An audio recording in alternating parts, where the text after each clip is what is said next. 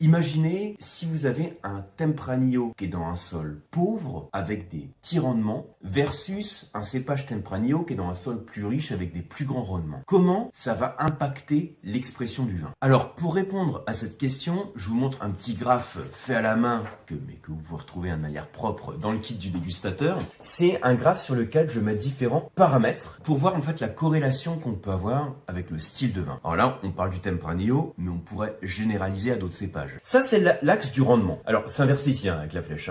C'est-à-dire que là, on a les rendements importants versus les rendements plus faibles. Ça, c'est la richesse du sol. Donc, un sol riche versus un sol plus pauvre, caillouteux. Là, c'est le climat. Un climat plutôt nuageux, plus frais, versus un climat plus ensoleillé. Et là, c'est l'élevage du vin. Avant la mise en bouteille, on stocke le vin se repose, c'est ce qu'on appelle la phase d'élevage. Et on a deux grandes approches. L'approche en cuve inox, réductive, et l'approche oxydative en fût. Donc ça, c'est les différents paramètres. Et en fonction de ces paramètres, on peut imaginer une image de notre raisin.